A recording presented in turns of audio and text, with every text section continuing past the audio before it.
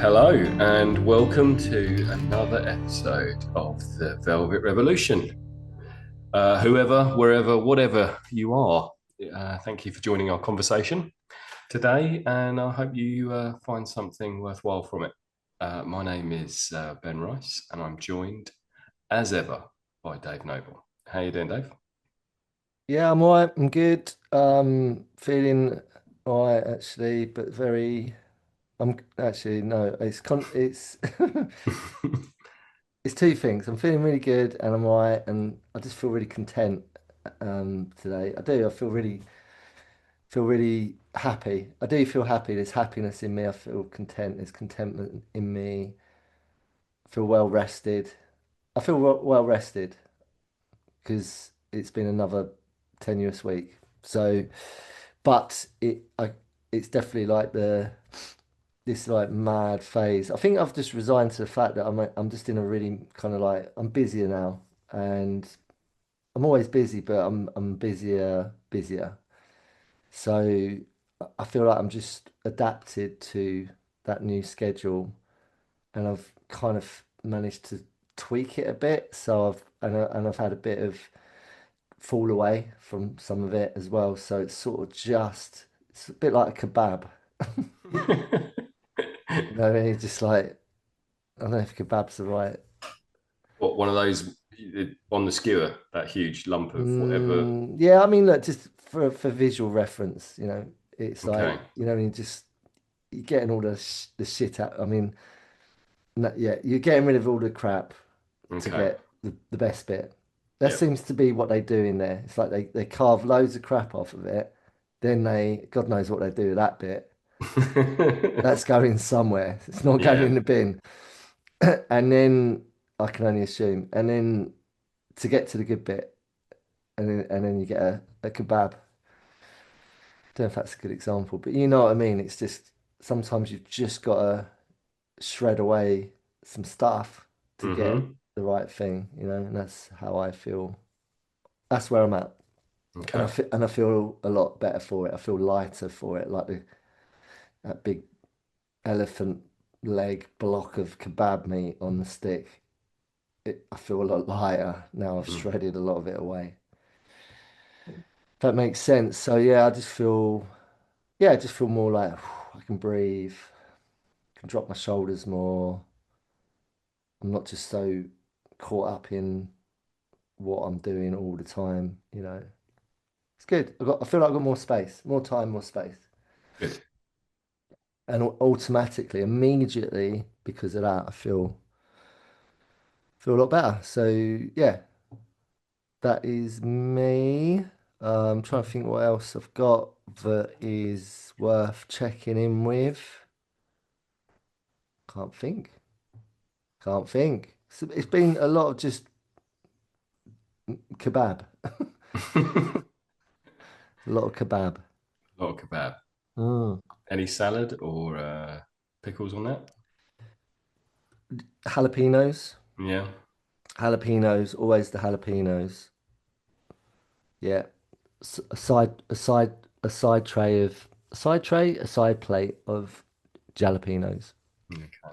Yeah, I can't think what I've been doing. I've been seeing you because you're down there. Hmm. So I've been fitting you in. We've been fitting in some social. But don't know, man. I haven't been on my bike as much because I dropped my freaking helmet. Hmm. Um, which was annoying. I don't know anyone that's ever done that on a motorbike, you'll know what I'm talking about. I dropped my helmet on the concrete from about knee height and it cracked. And that automatically renders it. You shouldn't ride on it. Inferior helmet's only got one impact on it. Think of an egg, Hmm. you know? Um, so the spoon hit the boiled egg. So I had to order a new one. Until it came, I was on four wheels, not two wheels. And I've realized being on four wheels, although it's nice and it's a luxury, it is a privilege to be able to drive a car and have a car, own a car. and to be able to afford to put fuel in your car. Not everyone can do that. Not everyone has that. It is a luxury. It's a first world luxury, isn't it, really? Yeah, yeah. But in comparison, I just really enjoy two wheels. And I haven't been able to be on it so much, so I'm looking forward to getting back on it. Yeah, Cool. doesn't sound like I've got much in my life going on, is it? But it has. Work has really sort of taken the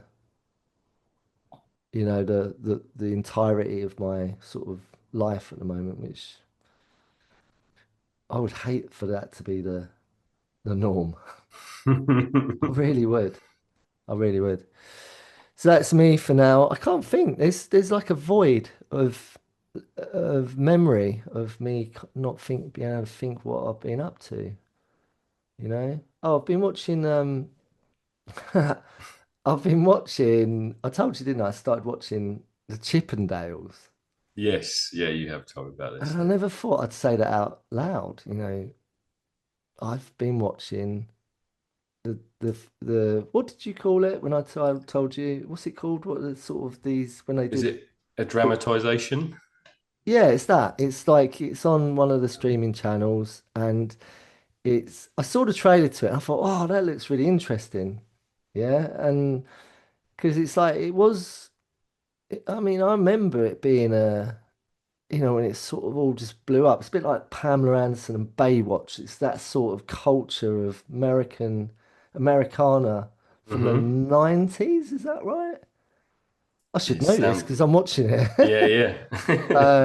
God, when was it set? I can't think. I think it was maybe tail end of 80s. It all Right. seemed a bit like the guy that's sort of, this is why I find this stuff fascinating. It's not all just me watching like these stallion men with their freaking um, little cheese wire thongs on. It's not that. I mean, there is a lot of that, but and I can handle, it's like I'm not got a problem with that. It's all about the characters, the people, the real life story, and it's pretty nutty. Like everything in Okay. America, it's pretty crazy.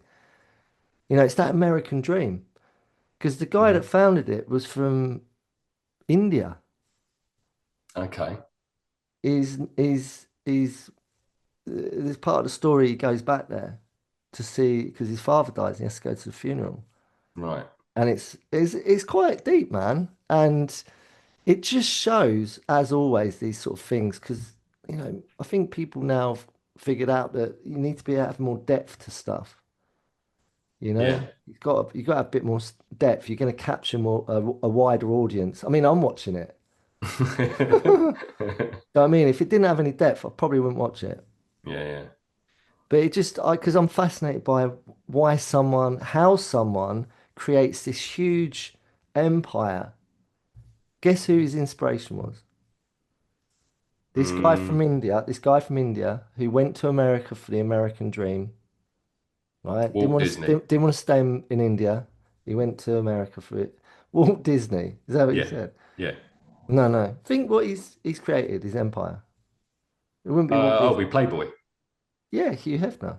Yeah. Okay. Yeah, he was enamored by Hugh Hefner. I don't know how. He's a kid from India who just somehow saw the whole Hugh Hefner Playboy Mansion, the cult that is that, you can Hmm. call it a cult because it's a cult American thing, isn't it? It's a very, culturally rich in the culture of America. So yeah, I think it is an 80s set thing and it goes through. So it's all about, the time it was there, the cars, the music that it got on, you know, um, just the hair. Yeah, I mean, the hair, it's fucking cool, man. And it just shows like how he came to hustle his way into having this huge empire. And there's characters that come along the way because he didn't do it all on his own. Right, okay. I don't think anyone ever, these people go, I'm self-made. I'm Yeah. self-made, I am, mate. I'm self-made. It's like, no, you're not. No one's self-made. You've either trampled over a load of people who have helped you along the way and then you fucked them over, Hmm. which seems to be quite a common theme in these sort of things I watch. Or there's a lot of skullduggery going on, and there's a lot of interplay with a lot of sort of shady characters who assist in you getting where you want to get to. Okay. And it's the American dream, which I mean, anything is possible. I mean, everyone's told anything is possible. In this country, I think we've covered this before. Not so. It's the opposite. Yeah. Nothing is possible. And you're nobody, and you're going to stay in that freaking factory and clock in and out, and you're going to have to fucking do a lot of overtime to be able to afford our fucking council tax, son. Rant number one out of the way. Well done. Thank you. So, yeah, I think that's just been a bit of light entertainment throughout my, these turbulent shores that I've been sailing Hmm. with work. There's more. I saw Keyboard Wizards, Okay. What's which keyboard was a wizards? really sketchy documentary on one of the stream platforms I'm watching. Okay. I thought it was going to be like a proper documentary. It wasn't. It was just like it had this it was really sketchy production, and it had like the title came up of who the what group it was. And they're all like proper, trying to think of an example of these bands when it all went a bit fucking keyboard crazy. Yes. Yeah. Rick Yes. Wakeman. Yes. Yeah. Literally. Yes. Yes. I thought you were saying yes. I know what you mean. Yeah. Yes. Mm. Rick Wakeman did it was about 14 minutes of his performance, and it had the camera over the top. It was actually Yeah. probably around about the era of the Chippendales. It's probably served as a backdrop, Yeah. in a way, the soundtrack to that time of the Chippendales and all of that stuff playing out.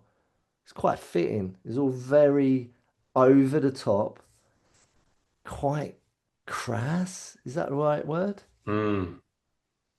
Just a bit like I'm flexing my my keyboard guns right now. That's what it was.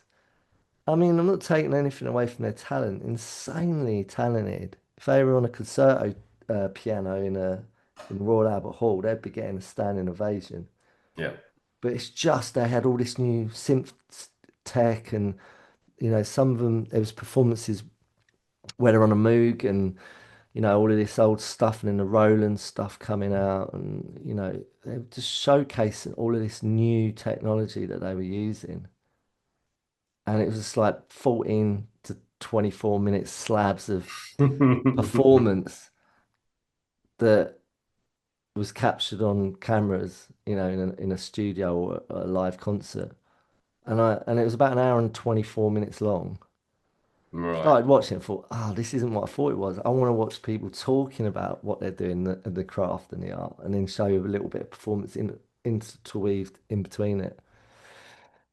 And it was just performance. I thought, this is overkill. I'm not sure I'm going to be able to sit through all this, but I sat through it all because it's quite fascinating to sort of just see how crazy, just how they managed to weave it together for so long and keep going. Bit like my monologues, really. You are like on six keyboards at once, I'm on, surrounded with banks of keyboards. yeah, yeah. So, yeah, Keyboard Wizards or something like that, or the Wizards of Rock, or Keyboard Wizards of Rock, or something it was called. Okay. It was really quite something. Anyway, that's my check-in for today. Nice. Okay. How are you? Yeah, I'm okay. I'm okay. It's weird. I had a really bad night's sleep. Just I fell asleep on the sofa last night, watching. I'm plowing through the American Shameless and Mhm. thoroughly enjoying that. And the whole caricatures of family life and poverty and addiction and all of these things. Is That he called it's Frank Gallagher? yeah, yeah. Okay. And he's a really nasty character in it. He's much darker, I think, than the British one. And it's what's his name, isn't it? William H. Macy. That's it. Yeah. Yeah, I'm going to be honest, I tried to watch it.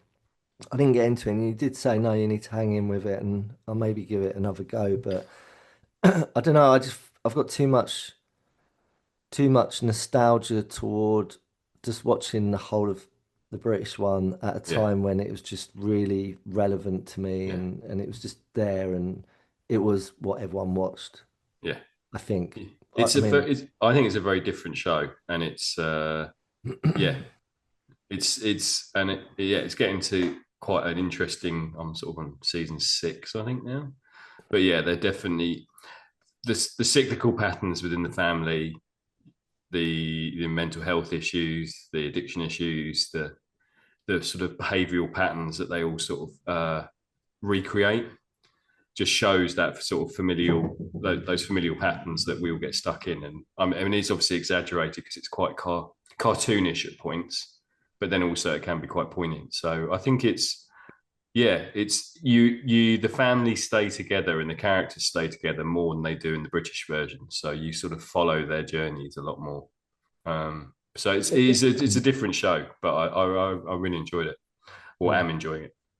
So yeah, I did that, and then I went to bed, and I just couldn't go to sleep. It's because I'd fallen asleep already, and so I struggled to get to sleep. And then I woke up about 3 in the morning, and I think I jammed my finger up my nose or something, but just had a really bad nosebleed, which I haven't had a nosebleed for years. So and then struggled to get back to sleep, and so yeah, it's been How did you jam your finger up your nose? I don't know. I don't know. I think it might be the fact that that my time down here is coming to an end. Maybe I'm a little bit stressed at the thought that I've got to move tomorrow.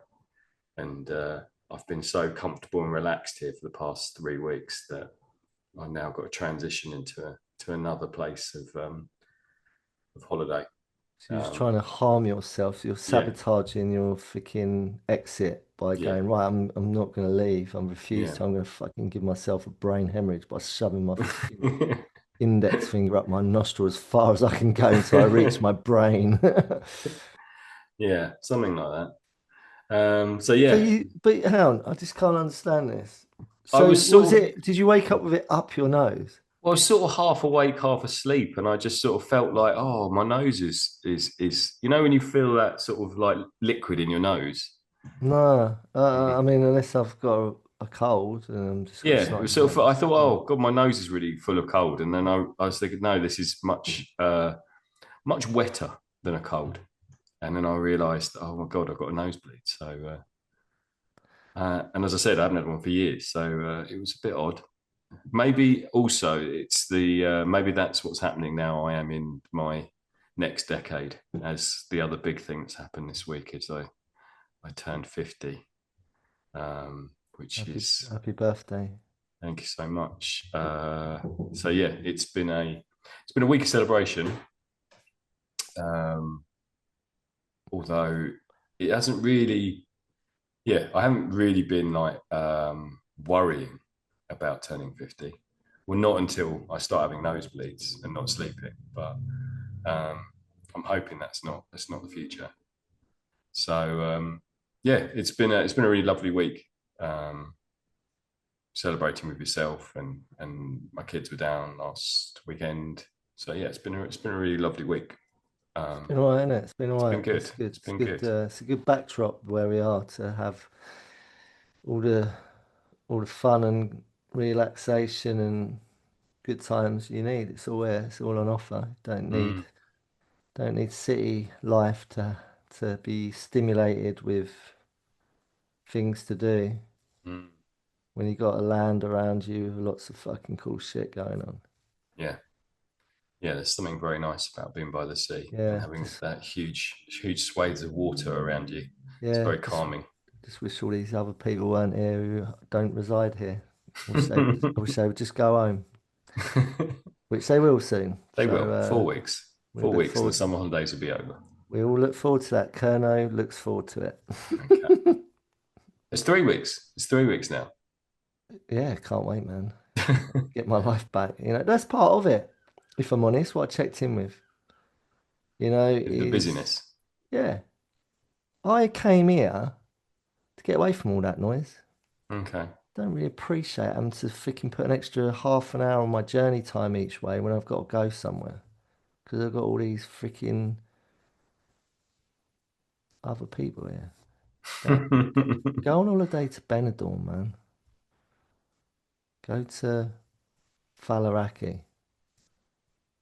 Go to fucking Brighton. Stay north of the Tamar. They all Yeah. come here because they bypass Devon. Yeah. Well, it's just very beautiful down here. You can see where they Devon's all come to. right. Just stay in Devon's all Devon. right. Just stay in Devon, man. You know? With all Yeah. the other people that didn't have the balls to come and live down here. Very controversial what I'm saying. I always joke about that, but that's the way I see it.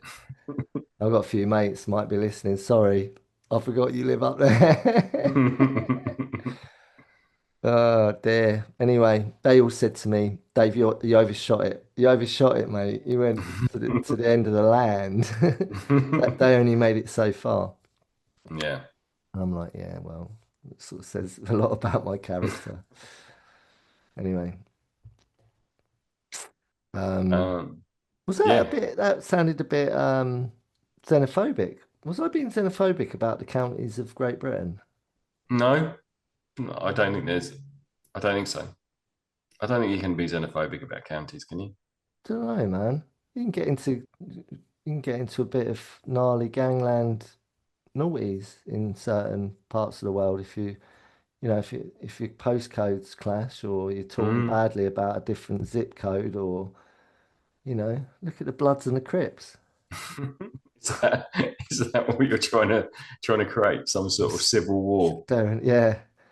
Yeah. I think we'd be the what would we be for the Bloods or the Crips? I think we'd be the don't know, man. It's a tough one. Be the pirates. Oh yeah. I don't know, man. Be like Anyway, the war. Be like the warriors. Be yeah. like loads of different gangs. Yeah, it's mad, isn't it? I mean, it's something that's been ingrained in society and civilization since day dot, isn't it? It's like caveman was like, this is my cave. Mm. Stay the fuck away from my cave.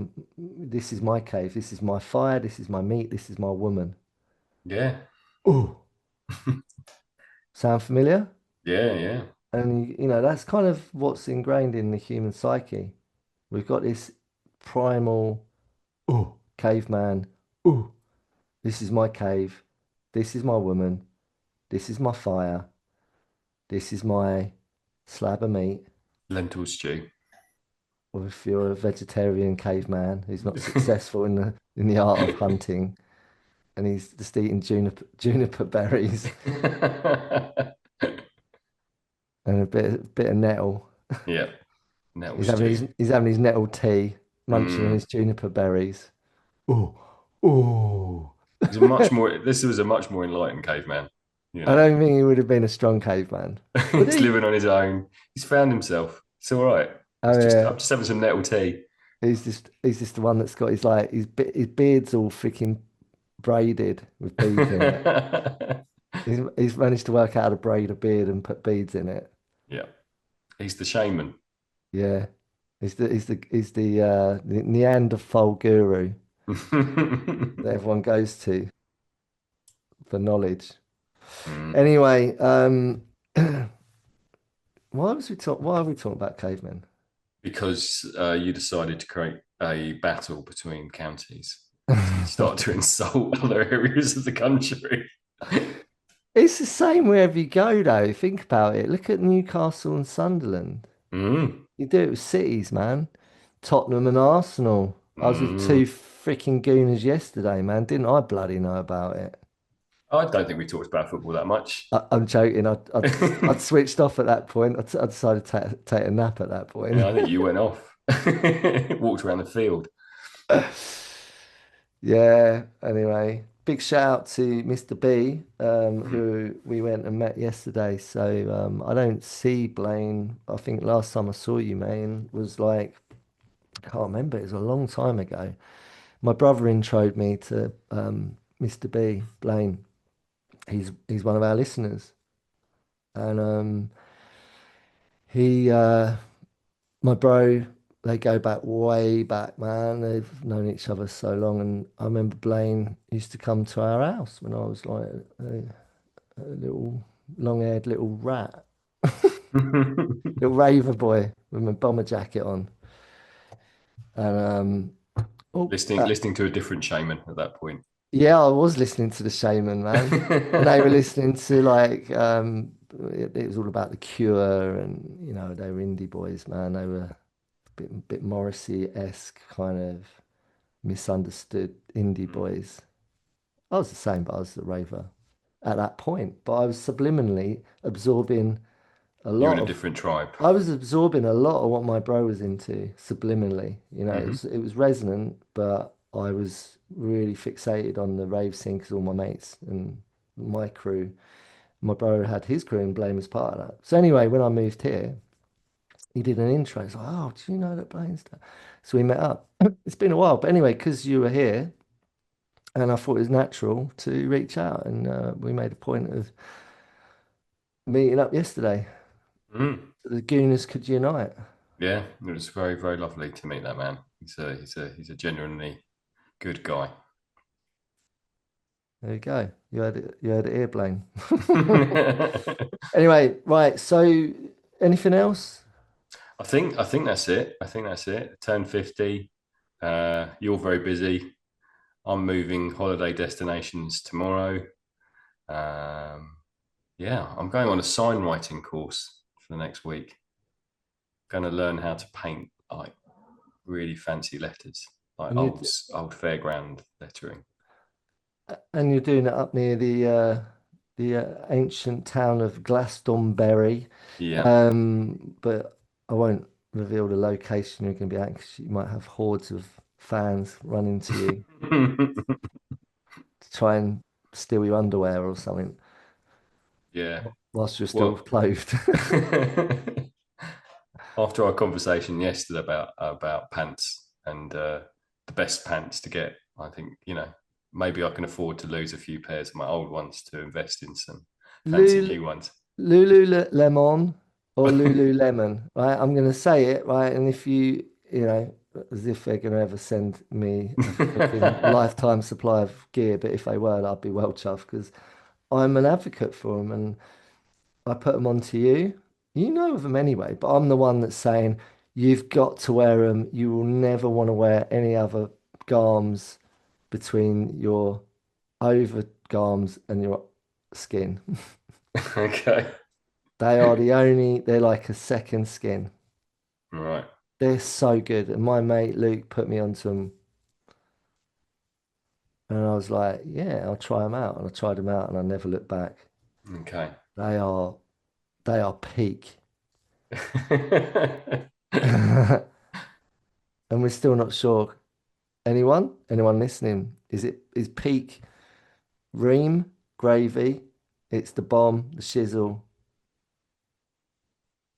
Gucci, or is peak Meek? I'm not sure. Now, your son, who I was having this debate with, wasn't he was confused, wasn't he? Yeah. Because I think did we confuse him? Because he understood it as peak being a certain thing, Hmm. but I was like, no, but I understand peak as being like ream, Yeah. like shizzle, No, like his understanding of peak is that it's a negative. yeah. And my understanding is it's like it's Gucci, Yeah. it's Rolex. So it depends on what generation you're in. Yeah. Anyway, we're going way off track now. Should we get on with it?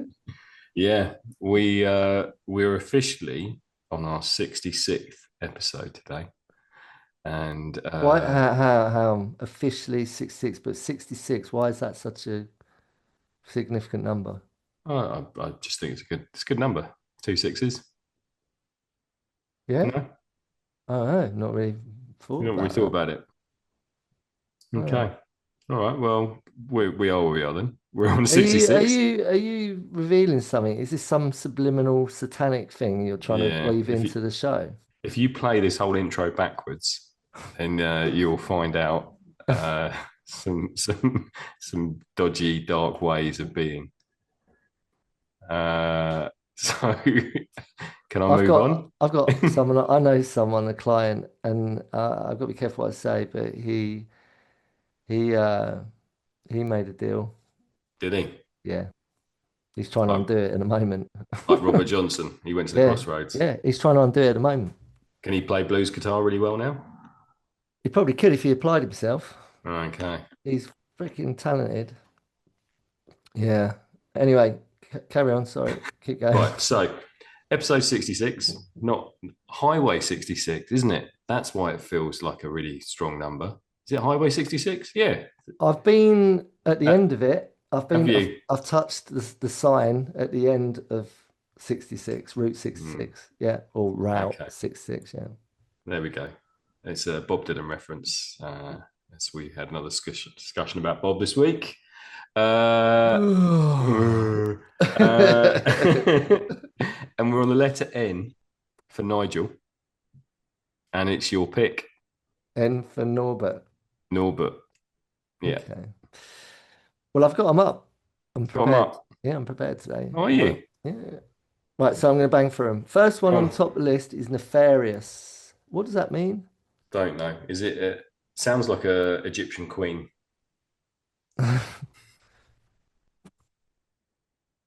Right, you need to fill some dead air What? Because whilst I you're look going it to. up. Yeah. Why talk about Egyptian queens? Nefarious. Did Nefarious. you put it Isn't it in? like a dodgy, like a nefarious deal? It's there's something dodgy about it. Um, Nefarious sounds about right, I think. It sounds a bit sort of like flimsy. Something's Bit not like bit sketchy. bit sketchy. EF nefarious. Where are you? Nefarious. Ooh. What did you say originally? First thing. Like a dodgy deal, like a nefarious deal. Yeah, pretty much. Okay. Nefarious, wicked or criminal.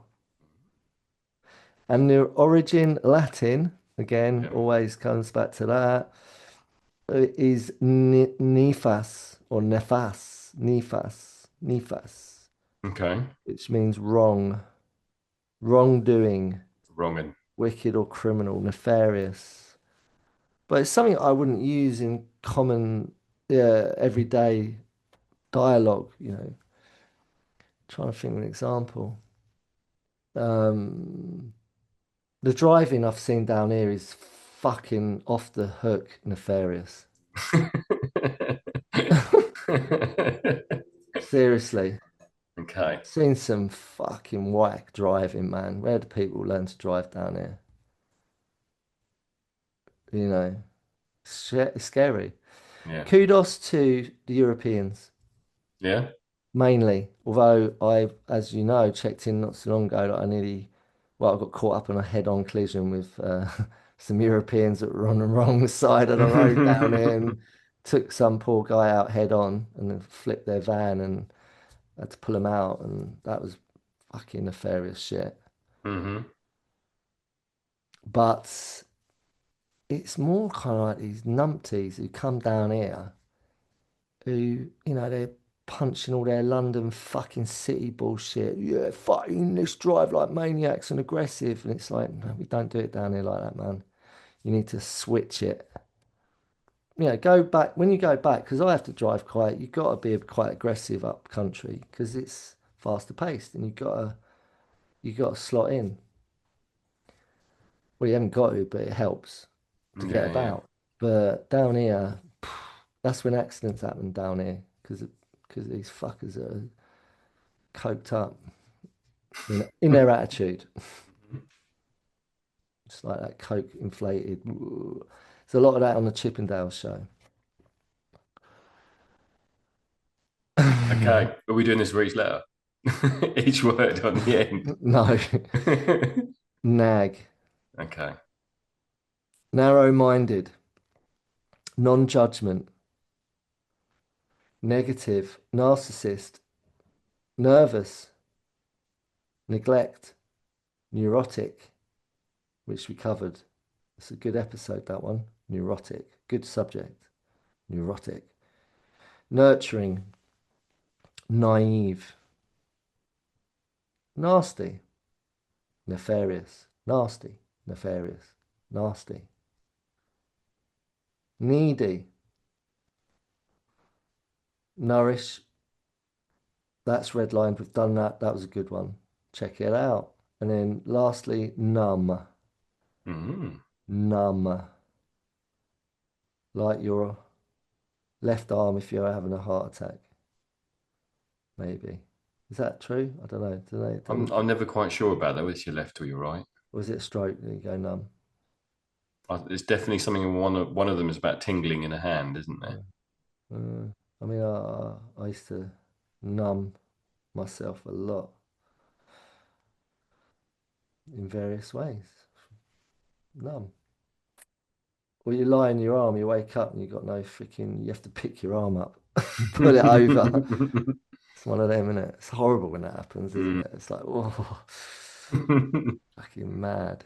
I had a friend whose dad was so drunk he fell asleep like that with like rest. He was like leaning on his arm, lying down, and he basically sort of almost caught a nerve between his forearm and his elbow, and so this arm for about a week was just completely like wouldn't do anything, completely just like a sort of floppy limb. Which we all found hysterically funny because I think it was his smoking hand as well. He was a heavy drinker and a heavy smoker, so he sort of had to smoke, and we were like 14, 15. So we were obviously just finding it all hysterical and really being very discompassionate about it all. Giving him things to hold, like, Yeah, can you yeah, just hold this a minute? yeah. Because he was quite a tough guy as well. So I remember Mm. it was good fun trying to wind him up. Good stuff. Good to hear. Right. Couple of ones jumped out at me. Yeah. Yeah. Narcissist, but I just think we cover that all the time. Nervous. I like neglect. Nurturing. Naive. Needy. I mean, there's quite a few in here that I'd like to do, but I mean, we've got plenty of time in future gatherings to cover any of these. So I've just got to pick one. What really resonates with me? I want to go narcissist purely because I can't get this character out of my head on the Chippendales. He is such a fucking narcissist. Mm-hmm. I mean, they all are, really. It's like 80s. I'm really clear on it now. It is 80s America, right? Right. Cocaine, Yep. 80s America. Mm-hmm. LA, set in Los Angeles. It covers New York as well, but just that whole time and era and what they're doing and what it represents Mm-hmm. and everything about it. It's just, and the guy is a classic narcissist story of someone who is very insecure, Yep. very insecure. I mean, look, I'm basing all of what I'm saying on a fictional documentation, docudrama. That's what they're called, isn't it? Docudrama. No, That's it. is it a Yeah. docudrama? And of someone's life that is portrayed as I see it, and this is my interpretation of it, Mm-hmm. is he, this guy who was like the from India, the cultural. I've worked for a lot of different families and different cultures. Yeah.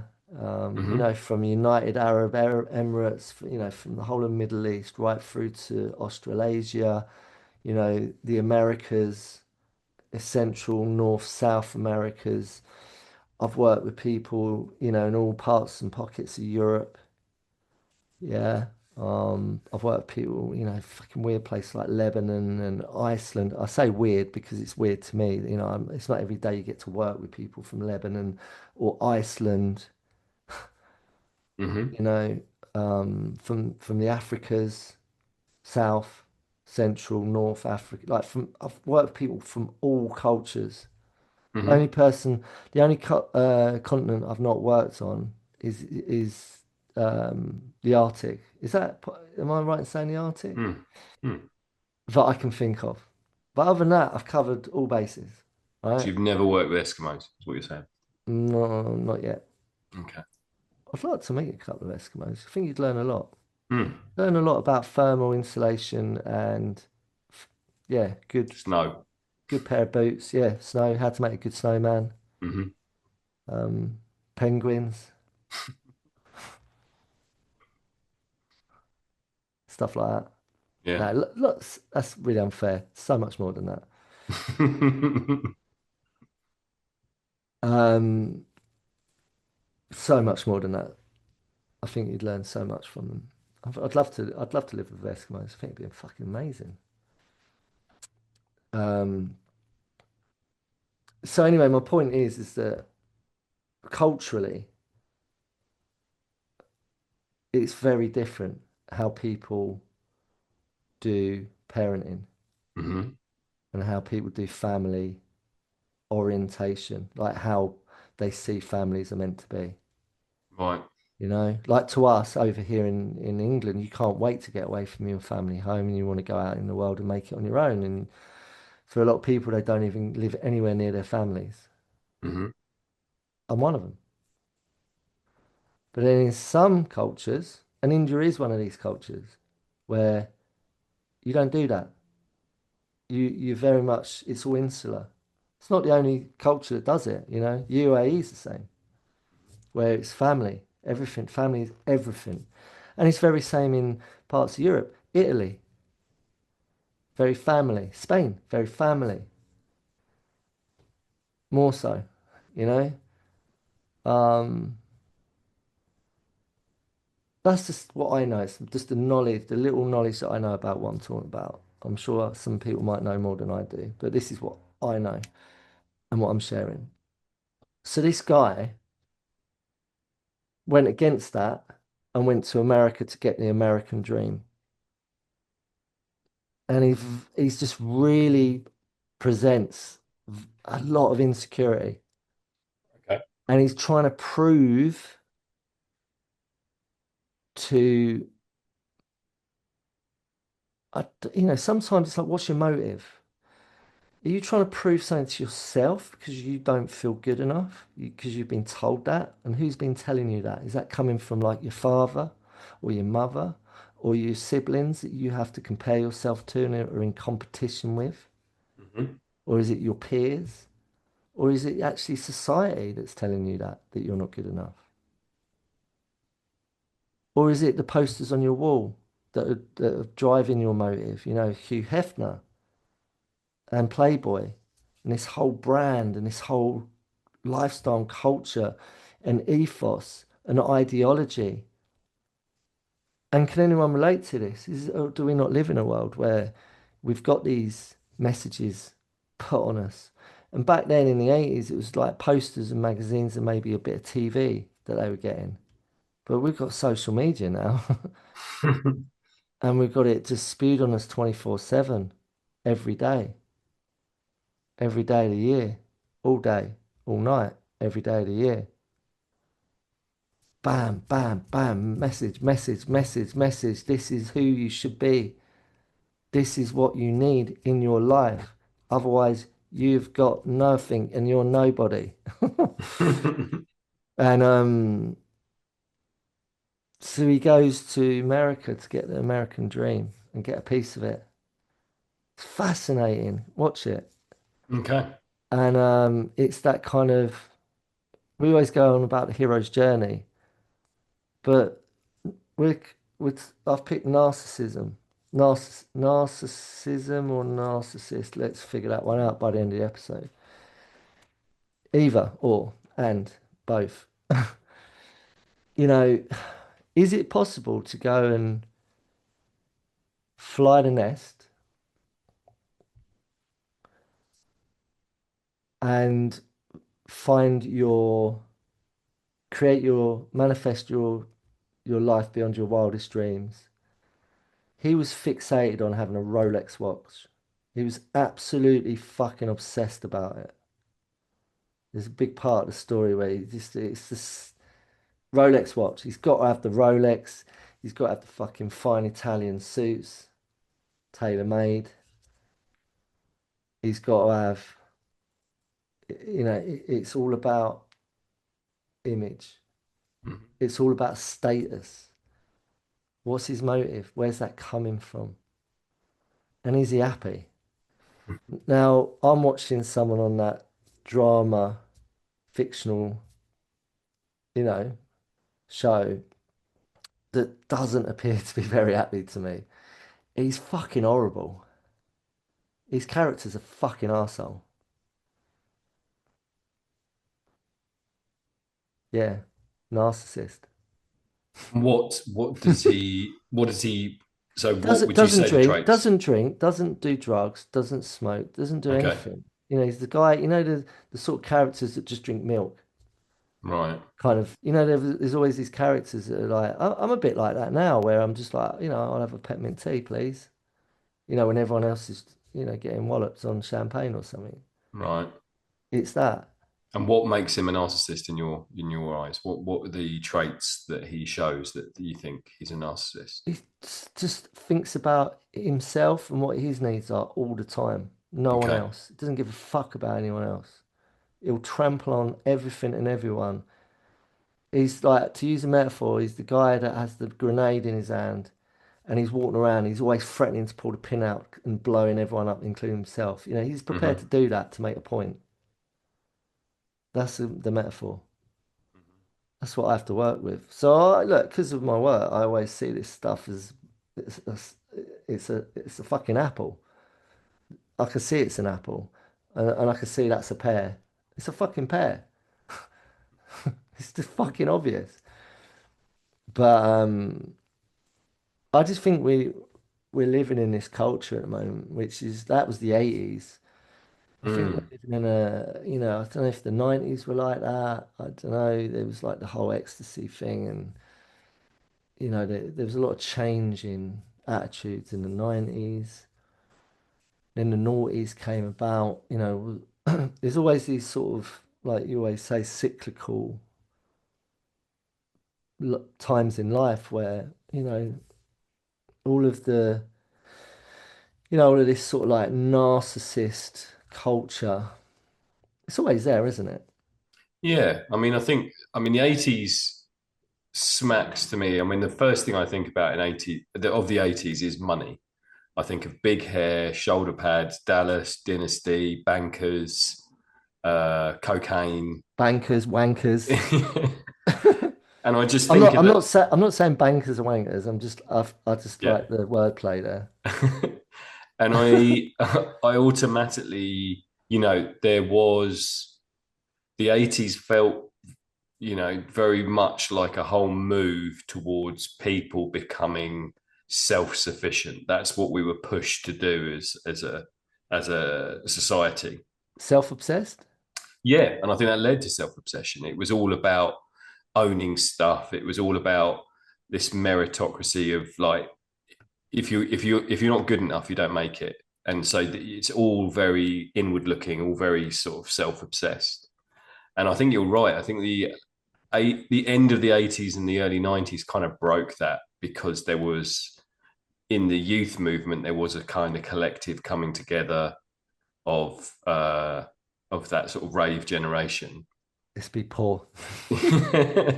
And I think I think we're back at that now. I think we're definitely going through another cycle of, it's all about the individual again and what the individual can get.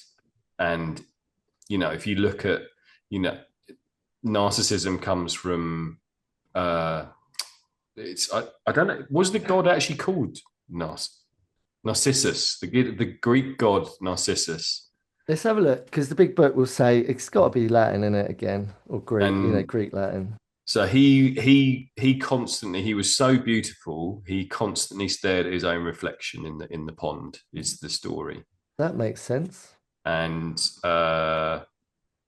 that that idea feels very much like where we're back at again, where we are staring at our own reflection, thinking Self we're not good enough.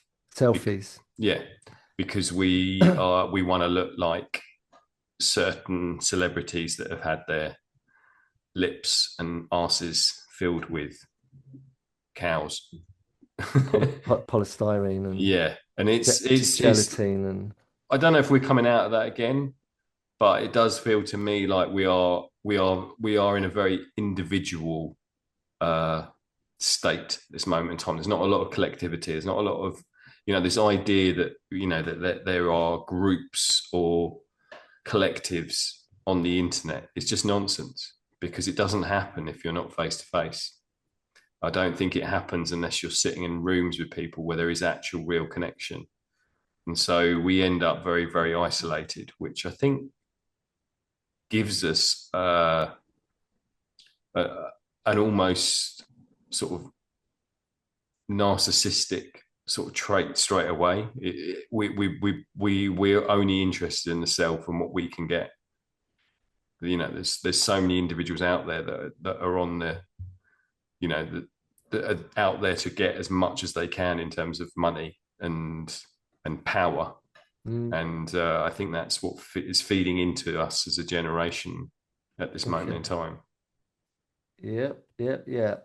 Absolutely, man. Definitely. It's very evident. Um, so narcissism, excessive or sexual interest in yourself and your appearance. I never knew it had what, it's got reference to sexual in there. No.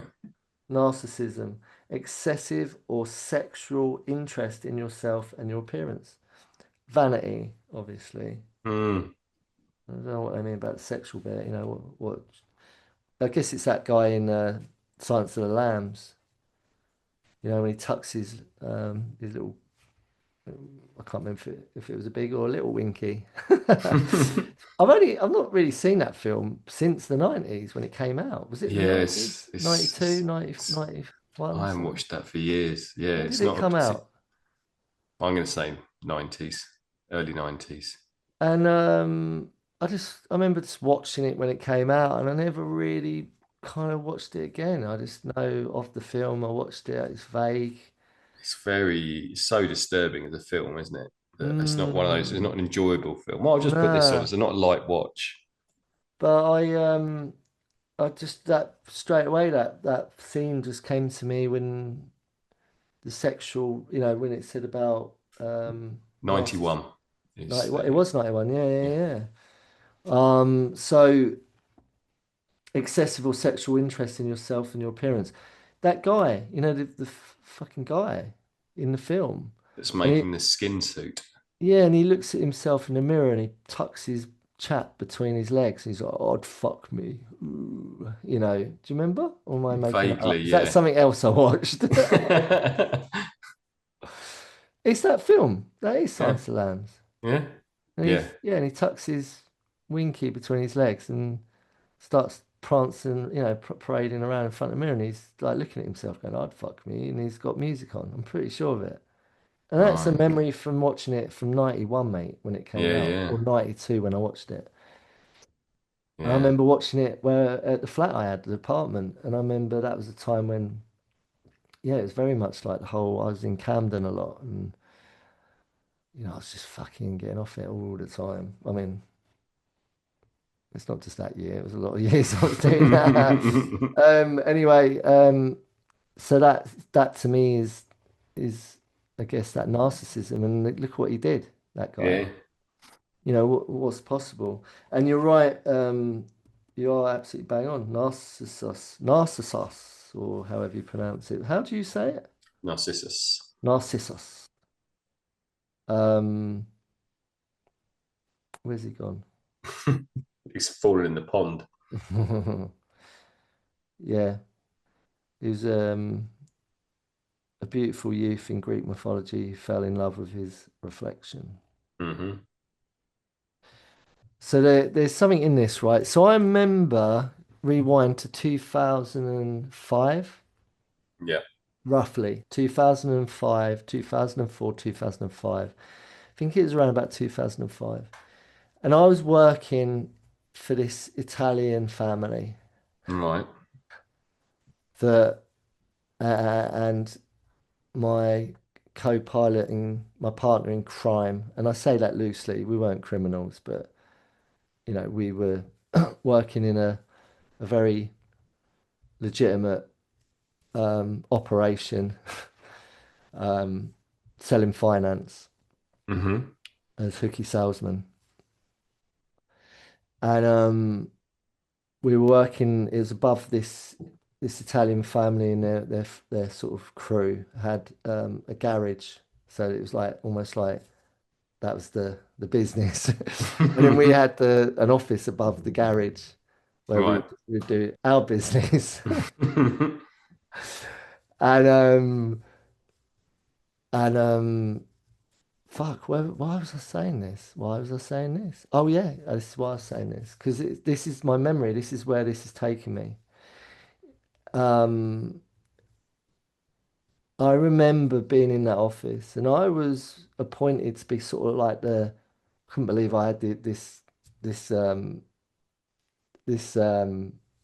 responsibility. My partner in crime said, "Yeah, I want to put you in charge of all the sales." And I had a little crew. I had like little Franco, who was part of the Italian lot, and then there was a couple of young ladies, and there was a couple of other young lads. They're all just, doing a lot of the work for us. We were just going out and having good lunches, going into London, just pretending we were fucking big shots, basically. We were a couple of right fucking narcissists at that point. Hmm.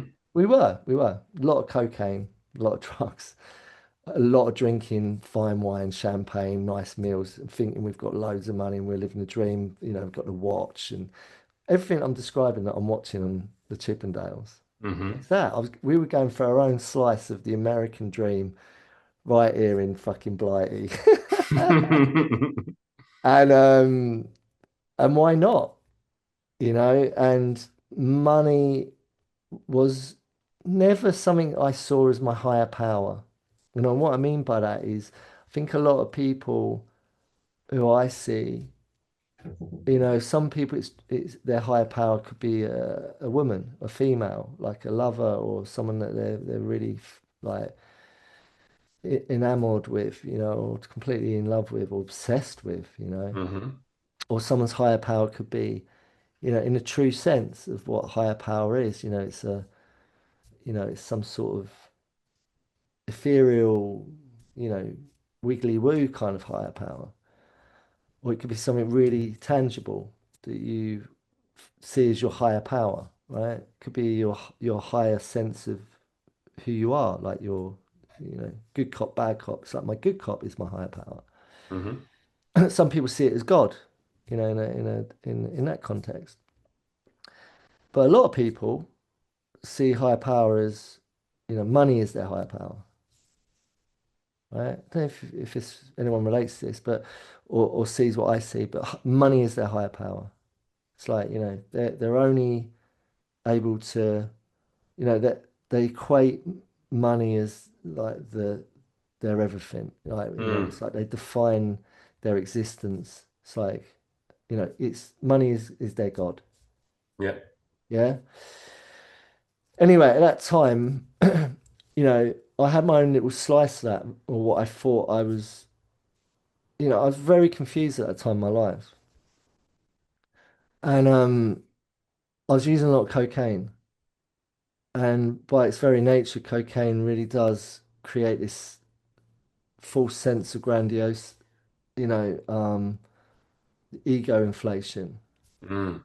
As we all probably know, by if we know anyone that uses cocaine, or you've watched any films, or you just bear witness to people that are using cocaine, And any of you lot at home who fucking get bang at it, who know exactly what I'm fucking talking about, when you have a bump, you fucking you become a bit of a fucking narcissist, right? There's no getting around it. You become a bit of a cocaine wanker, right? Hmm. So just fucking get with it, right? That's just the reality it is. It's a fucking horrible drug. And maybe that's your son or daughter that I'm describing, and you see that in them. And if it is, then hopefully they get out of it and they stop doing it because it's not got a fucking long shelf life. It'll get you. It's fucking horrid, horrid thing to do. In my opinion, it causes a lot of problems, a lot of damage. Anyway, the memory I've got, apart from that, I'm just setting the scene of that time Hmm. in the work in life, right? In my life, in that office above the mechanics, the garage, we had computers. We had all the gear. So we had Hmm. computers, and we was doing like it's a bit like a kind of a boiler room situation. It wasn't a boiler room, but imagine a boiler room. You know what a boiler room is? Hmm. Where they've got like and then they move office because they had stuff to fucking close down and set up another office and do the same scam. We weren't doing that. It was legitimate. It was. We was working with a big brand, IT brand, tech brand that we were selling product for, and it was as straight as it could be, right? But we were just a couple of fucking idiots running around thinking we were big shots, right? So we're in the office, and I remember so vividly. There was one of the Italian young ladies who worked in our office. She was on her lunch break, and I walked past her computer, and she had this on her screen. She had what I now know to be one of the social media phenomenons that was out at that time. Hmm. The book, Hmm. and it's still here to this day. And I remember her, and it's not that I'm sort of saying is the problem. It's it's kind of what it gave birth to, Hmm. in my opinion. I may be wrong on this, but what I saw, well, because I was like, what are you looking at? Because all I saw was this like feed on it, which we all know what a feed is now. Hmm. And it was on a big screen, so it was like it was all set out. Like on my memories were at that time the only thing I had any interaction with was my MySpace, which I fucking loved. I thought that was the bollocks because you could put music on there, and it was very arty and it was very cool. And as we all know, there's some really amazing people that got blew up on that, like Bandcamp and all the good stuff. But this thing was different because what I noticed was the feed just had pictures of people. It's almost like who's taking photos of all these people on here? Because all it was pictures of people with drinks in their hand, looking like they're at clubs, nightclubs, or out somewhere or on holidays, looking like they're trying to, you know, like they're fucking trying to be celebrities or something. You know what I mean? It was obvious. It was just everything was photographed in a way to sort of just capture how amazing everything is in that moment. That's what my first impression was. And I said to her, what the fuck is this? She told me. She goes, "You're not on it." And I'm like, "No, what? I fucking don't even know what it is. It's the first time I've seen it." She said, "You need to get on it. You're missing out." I'm like, "But what am I missing out on? All of that?" She's like, "Yeah." I'm like, "But it's like I don't really fucking want to be part of all of that. I don't care about all of that. I'm sort of, it just didn't make sense to me." Yeah. And it's the first time, and I remember it so vividly. Like that was the first time I knew of this whole phenomenon, which is selfies. Hmm. They didn't have a name for it back then. It wasn't like she didn't say, "Oh look, they're just they're selfies," because I thought it's like someone's going around taking photos of them all. But what I didn't realize is that they're actually taking photos of themselves doing it. Hmm. And that's when I first was aware of selfies. And my point is that, in my opinion, was the birth of this new generation of narcissists. Mm. That's quite bold. That's a bold statement, isn't It it? is. Well, it is. I mean, So 20 years down the line, yeah. we're in this culture of, it's in the big book of words, and you said it. Say it again? The where it comes from, the word? What the Greek god Narcissus Yeah, where's it stem staring at from? staring at himself in the pond. There we go. Mm. And that's what we're all doing. Yeah, the That's fish what bowl. that's what everyone is doing. Mm. That's and it all started this phenomenon of doing it started when the tech gave us the opportunity to be able to do it. And we turned the lens, the camera, not outwardly, towards ourselves. And we started to look at our reflection, just like narcissists. Narcissus. Narcissus. I don't know, but that's how I see it anyway. And and then I don't know, man. Like I just think that just by the very like just like that's the vanity part, the self sexualization part of like I want to look good for the world. Yeah. So I've got to document me and my image, this person I think I am, and I'm going to present it to the world in an attractive way Hmm. because there's other people looking at me. Yeah. Like just the people around me in my world, my day to day, when I'm interacting with my life day to day, isn't enough. I've now got an opportunity to invite the whole world to look at me. The whole world is my reflection. That's Yeah. fucked. That is fucked. That's mental. Yeah. That we've got an opportunity in these young people who are learning how to interact with the world and themselves and don't really understand who they are yet. We're saying, well, we're encouraging them. Maybe we're not encouraging them, but allowing them. They've got the freedom to explore and express that to the whole fucking world when they're not skilled at doing it yet, in my opinion. Mm. They're far from fucking understanding how to be a human being. And they're just giving all their vulnerability and their fragilities and their insecurities out into the whole world. Is it only wonder they're fucking mental, a lot of them? And Or it, we're having a mental health explosion because of it. You yeah, know, it's and it creates narcissism, man. chicken and egg. It's Yeah. like it's almost like, it's opening Pandora's box, isn't it? It's like we've let that out. We've let that out of the box now. So we have to. You've unplugged yourself. You've got yourself in such a state that Can't hear you, you man. can't hear a thing. That I you've can't just. hear you. I just lost 10 seconds. You need to start again. I was saying that you had unplugged yourself because you got yourself in such a state. Um, so, but yeah, we've opened the box now. So we're not going to get it all back in. But it's like there is a part of us, there's a part of all of us that is happy to let that in, is happy to be part of that conspiracy that we got sucked into it as a human sort of species. We obviously quite like doing that because every single one of those social media platforms, apart from MySpace, has exploded and still exists today. And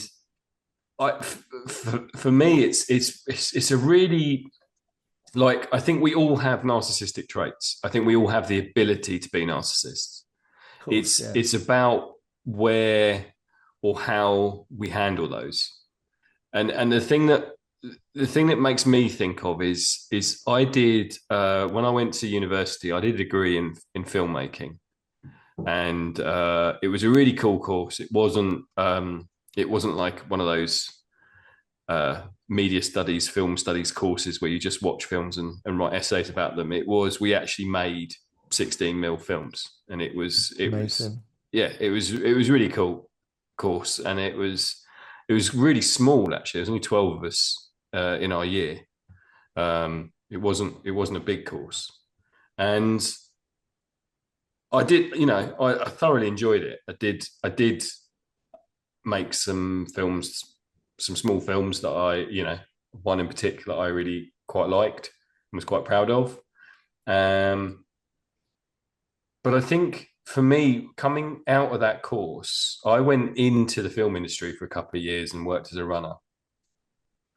And what it kind of showed me was that I needed to be so confident in my own voice. I needed to be so uh, arrogant about my stories that I wanted to tell. If you film in particular, it's not like I think it's probably become cheaper now because of the technologies. But if you want to make a film, you're talking millions of pounds. You have to convince someone that you're worth investing in, and you have to make a film, which is why so many films are made by rich people. Um, and there is a certain extent to that where you can look at art, all art, as it's made by the rich because they're the ones that have the time and the space and the resources to go and make it. But I think particularly with filmmaking is is you have to be so confident of what story that you're telling that if you're not, then you just sort of get lost in the crowd, and you're never going to have the ability. Someone's never going to be convinced by you to say, "Yeah, you can make a film." And I had such little faith in my own abilities, maybe not my own abilities, but definitely in my own story, in the stories that I wanted to tell or the stories that I had to tell. I just didn't have any. And so I very quickly got very disillusioned with that world and very quickly sort of got out of it and went back to learning and went back to teacher training to try and find some creativity again, to try and find something where I felt a little bit more nurtured and was more nourishing. But I think it's an interesting kind of debate as to whether, as an artist, you have to have like this really big ego. You have to have this real confidence, these narcissistic traits, if you like, in uh, your own visions or your own stories. That if Yeah. people if you don't have that, then people are like, why should I be interested in your story? Why should I Yeah. put millions of pounds into you helping you make your vision on screen or whatever it is? It's so Yeah. you get.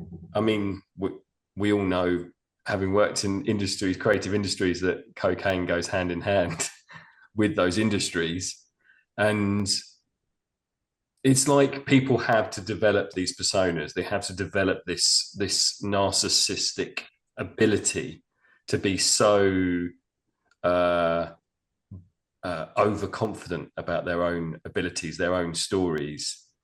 Otherwise, no one's going to buy it. No one's going to buy into it.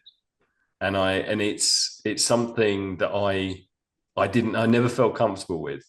And it's taken me a long time to find a voice and to find uh, a confidence in my own story.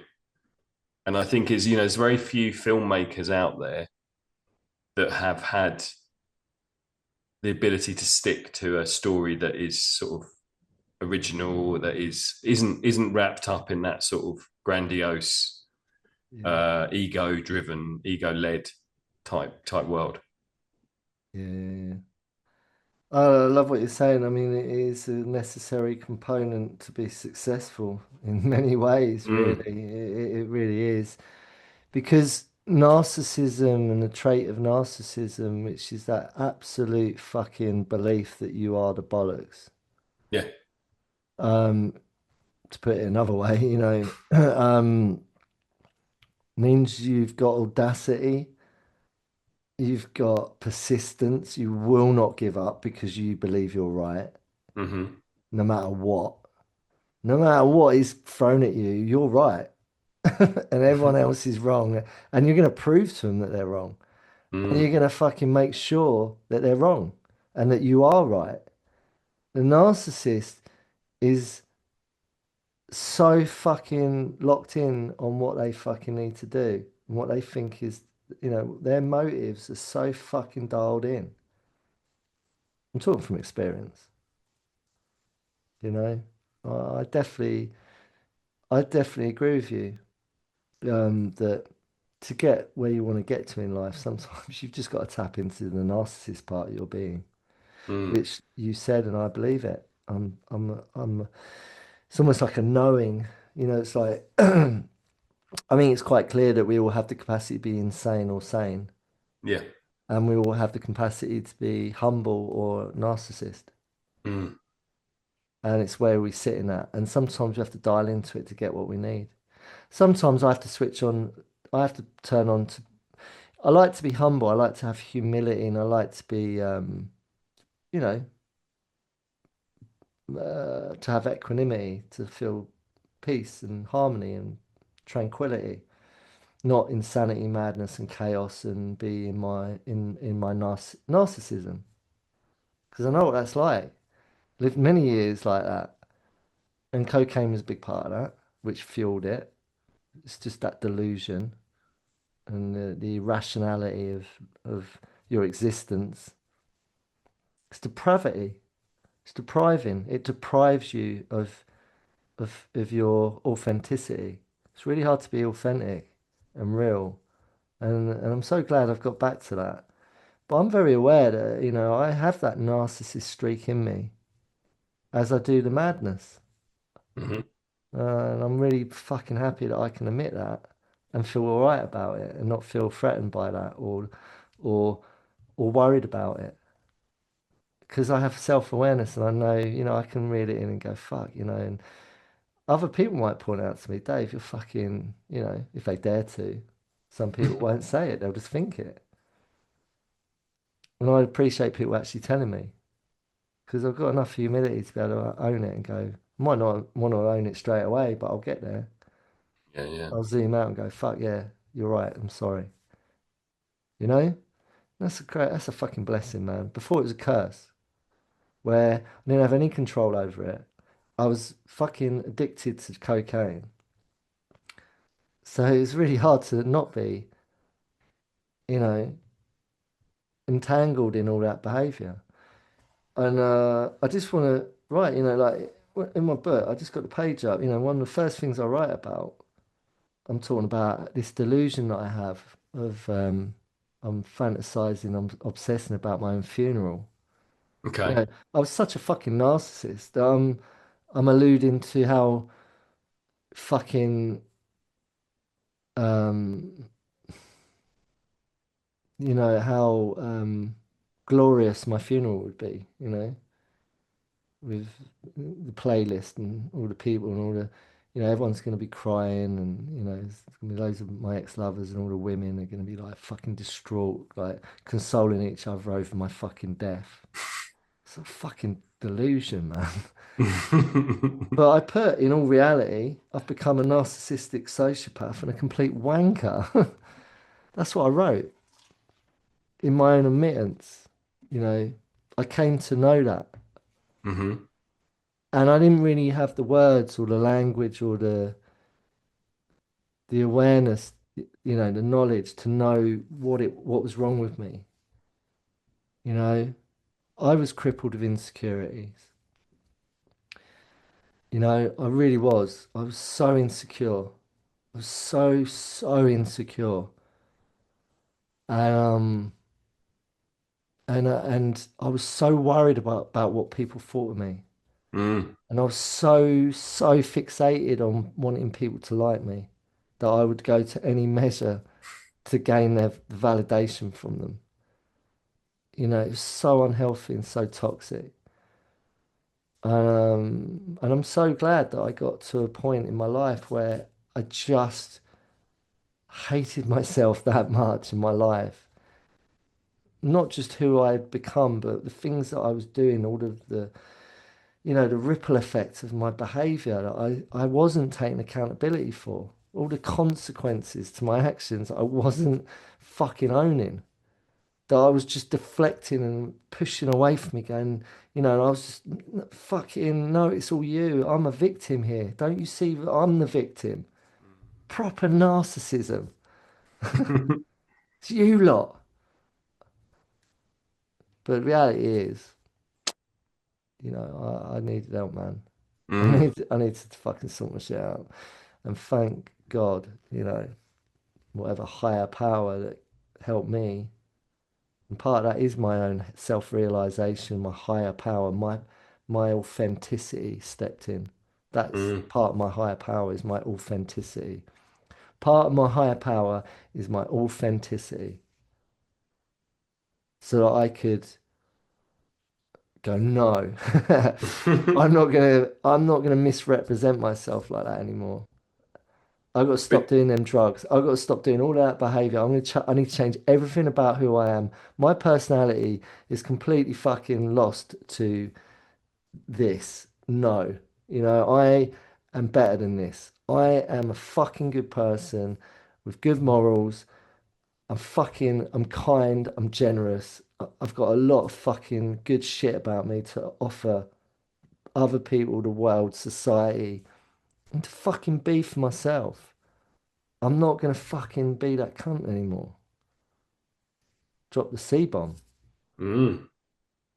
I mean that to me is the ultimate acceptance, isn't it? It's accepting that all this chaos, all this stuff happens because you're there, and it's you that's making that story. We had a really lovely conversation with Blaine yesterday, and I was telling him, that my story is very much has shifted significantly in the past 10 years. My story before I had the breakdown was that I didn't have any part to play in all the chaos that happened around me. My personal life, my relationships, it was all everyone else that was the problem. It was not me. But the common denominator in it all was me in it. And I can trace it back to the moment I started having relationships when I was a teenager. It's it's all about my part in that, and my low self-esteem meant that I would do things because I didn't think I was worth more than that, and I also didn't believe that anyone really did like me. Mm, And it's not about making excuses. It's not about saying, oh, that it's about saying that I caused that, and I believed that, and I believed my hero persona in that story. You were really, really good at writing stories about ourselves that says, yeah, we're good. We're fine. That I'm in a good place, and it's everyone else that's coming in and making my story a mess. mm, And it's taken me years. It's taken me to the age of 50.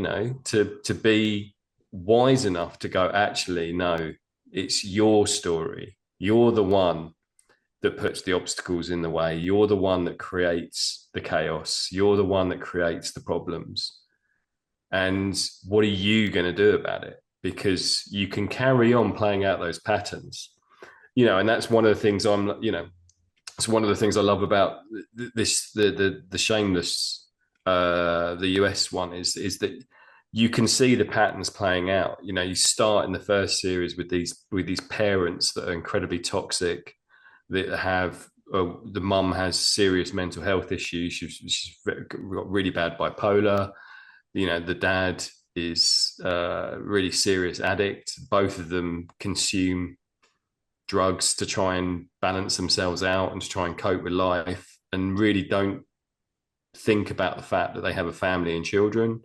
And then as the series progresses, the children start to exhibit those patterns, and they start to do the same things, and without even knowing that that's what they're doing, that they're consumed by this story that mm, is already unfolding, that's already unfolded once. the cycle, is continuing. We're caught up in that web, and it's only when we're able to step away from that and look at it.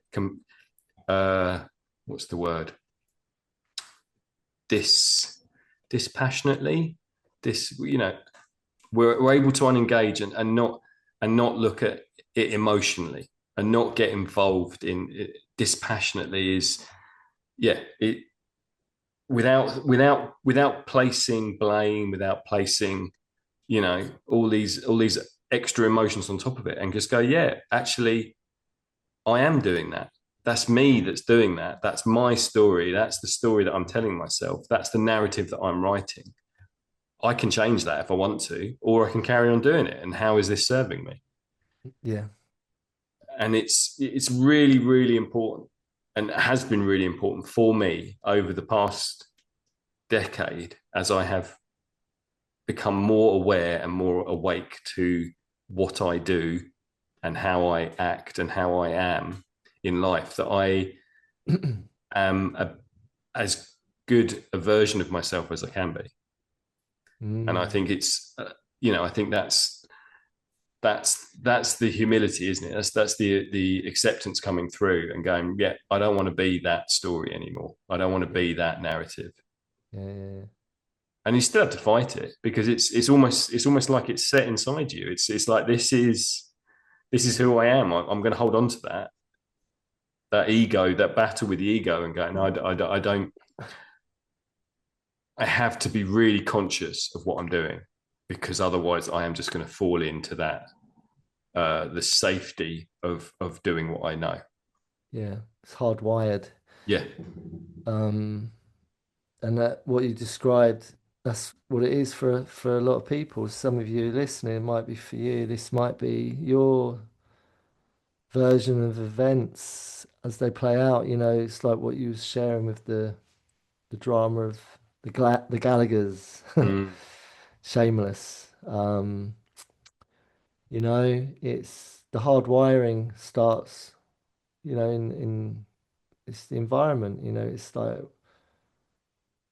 it's where we learn certain tools, certain traits, certain behaviors. It's where it's our playground for life is, you know, it's not just the home environment, but where we put in our time and our energy and our focus, what sort of people are we hanging around with? You know, there's so many factors to the conditioning that we all go through in life from a very early young age. It's what shapes us, mm, forms us, and sets the scene for who we are about to become. And for some of us, we we find ourselves later on in life going, "Who the fuck am I? Who the fuck am I?" And like, is this actually meant to be my like? Is this really how I'm meant to be living? And if you're lucky enough, you'll question. You won't settle. Some of you might just figure it out really early, and have really good, nurturing and some really good teachers in your life, whether that's from home or, whoever it is. Your exposure is one of nurturing and love and kindness and all the good stuff. Um, but then for a lot of people, it might not be that, and it's very challenging, and then it becomes a battle. It's a fight of survival. It's yeah, it's hard. It's hard for a lot of people, mm, and some people have the luxury and privilege of an easier life.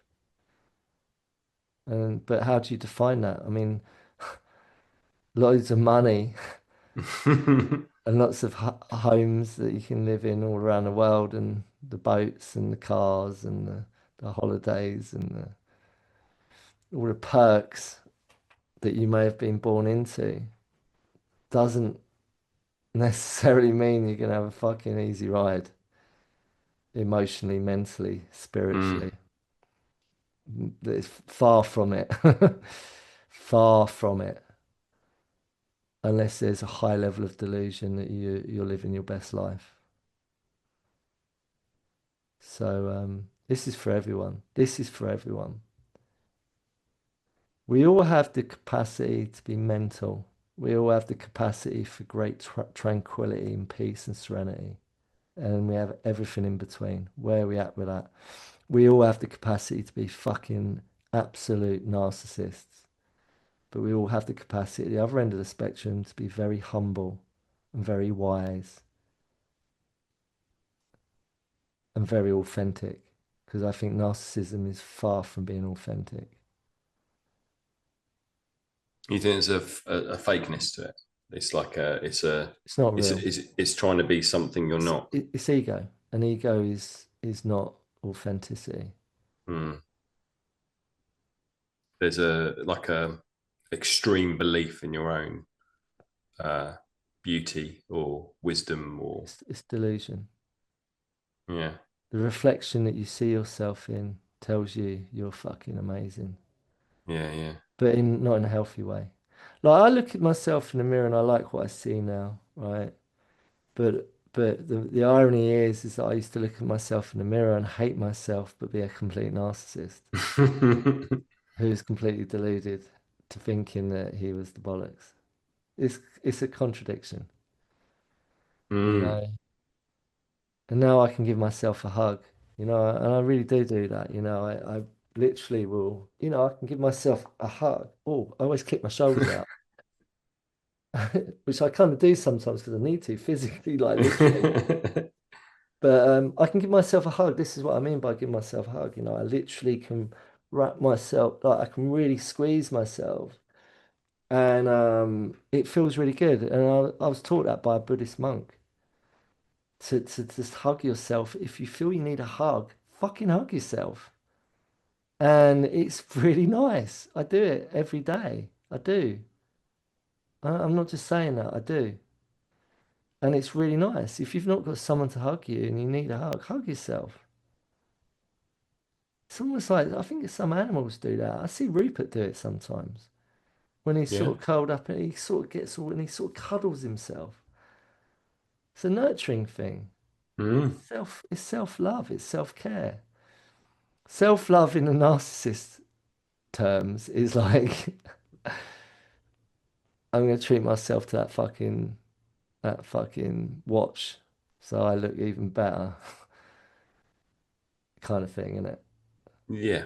There's a But it's vanity to it. It's but, injecting. It's yeah, injecting. Like I'm going to get this filler, or I'm going to get this. yeah. But like self-love in a very humble, genuine, real truth way is just this little things. I'm just gonna sit here for a bit and rest and look after myself because I just feel I need to. Just need to look after myself. Mm. Don't need to worry about how I look or who's watching and what people think of me. You know, it's just recognizing what do I need right now? Not, oh, I need that fucking extra, you know, whatever, material shit. It's like, no, what do I actually need right now? You know, maybe that what I need right now is just to put my feet up and just rest and relax a bit. Or maybe I just need to cry because I feel sad for some reason. I'm not sure why, but I'm going to cry because I need to just cry. And I'm just going to fucking own that. Narcissism is not crying. So there's a strength. It's not showing any weakness. Yeah. And the true strength, as we all know it, is being able to fucking get in touch with the emotions that you're on the run from. The true warrior conquers himself, not everyone else in the fucking world, man. Mm. The toughest people I know are the ones that, like me, will admit that they cry and hug themselves and, you know, and admit their vulnerability. That's fucking strength. But we live in a world where you can't do that. because you know, especially if you you just can't, you can't, you'll be fucking fish bait. Sad, isn't it? Yeah, yeah. It's a world of extremes. I think it's So yeah, rather than got to it's wear like you said. masks. Yeah, it's like you said about having we all have that capacity to be mental. We all have the capacity to be not mental. We all have the capacity to be narcissistic. We all have the capacity to be humble. It, it's the balance. It's the not sitting in one camp all the time. Mm. It's the skill to know when is the right time and when is the wrong time, Yeah, and when is the time to be strong and when is the time to admit that there are weaknesses. mm. And Yeah, it might sound silly, but I mean, I'm just again, it's something that I think about in terms of like when I go and see when I go and watch live music, and you go to festivals, and uh, it's when you go and see bands and they stand up on stage and they just say thank you for coming to see us. You know, this is a festival. You've got lots of choice. You can go to it. However many stages there are at whichever festival you go to, and you've made the choice to come and share with us and listen to our music. There is a humility to that, and I think I always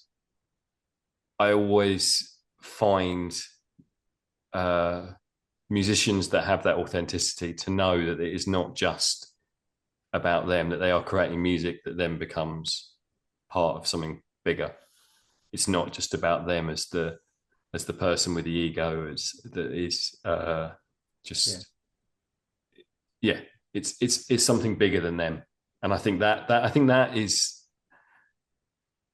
part of it, is realizing that there is a bigger picture, yeah. that it's not just you're and I do find that about being in this part of the world and being close to the sea and looking, and when you have like a huge expanse of water in front of you and knowing that you are just this small thing that exists on a planet, and you have these incredible spaces. And I think that's about understanding, yeah, not your insignificance, but you are a very small part of a huge thing that is happening. And I think that is part of the opposite of narcissism, if you like. Is understanding your role in that and where you sit in that whole big scheme of things. And that's the humility. That's the humility. Is like, you know, I'm not God. I'm not. The world doesn't revolve around me, man. You know what I mean? Yeah, yeah. Think we got it? I think we did. I think we have. Yeah. Good. Yeah, man. Humility. Humility. And if you can't, like, if you haven't got the courage and you feel you just haven't got the courage to take the mask off when you face the world, and you need that ego to present to the world that you're all right when really you're not, then the starting point is just to admit it to yourself, man. Stop fucking kidding yourself. If you're not feeling great and you need to just admit it, just admit it. It's all right. Nothing bad's going to happen by doing that. And if you can dare to say it to one other person that you trust that's not going to fucking use it against you, maybe that's a starting point as well. Do that as well. Dare to take the mask off and be real to people that you trust. And that's the starting point. And then eventually, you'll become good at it. And then in time, you'll be able to just go out into the world and take the mask off more. Stop kidding the fucking world that you're the bollocks all the time. Unless you're in the entertainment business and that's part of your job and that's how you earn a living. By going around saying you're the bollocks all the time to get work. I let the work speak for itself, so I don't have to do that. It's a lot easier. And I can remain humble. Mm. That's all I need to say on the end of this. So how was it for you, Mr. Rice? It was good. It was good. Yeah, I think it's such a. I think it's a term that's thrown around a lot now. Oh, you're such a narcissist, and I think it's I think there is. I think it, like we've talked about, is that there is that we have the propensity for all of us to have a certain level of narcissism, and depending on what industry we work in, there tends to be more um, narcissists than others. I think I read a statistic or listened to something where they said something like, if you look at world leaders, like 80 or 90% of them are narcissists. It's like, there's certain places that you have to be where you basically that is who you choose to be. Mm, And I guess what I'm taking away from today is it is a choice. There is that choice to look at your own actions, to look at your own place, to look at your part in the whole scheme of things, in the whole grander picture of life, and work out exactly where you want to be in that. And you're yeah, the only one that can control that. So if yeah, you want to go around running around telling everyone that you are the bee's knees and pretending that you are something different, then that's your choice. But I think I appreciate people that are authentic and are humble and are more skillful in knowing, how to be in this world. So yeah, that's what I'm taking away. good. Right, sounds good. That's the takeaway for everyone, I say. Something to think about. And if you like what you heard and you think there's a narcissist that needs to listen to this, share it with them. But they're probably so fucking absorbed in their own fucking motives that they won't have time to listen to it. And even if they did listen to it, usually a narcissist, you can't challenge a narcissist because they're always right. Mm, You know, I know that one myself. mm. So, got to check your fucking motives, man. You got to take accountability, man. Keep your side of the street clean. That's all you can do. Yep. Right on. Okay, let's finish. So on that note, I'm gonna go out and fucking be a right narcissist today. I'm gonna drive down the fucking lanes and shout at everyone for being wrong and me being right. And you know I can do that. Right, man. I'll see you All soon. right, you take care of yourself. See you later, bye.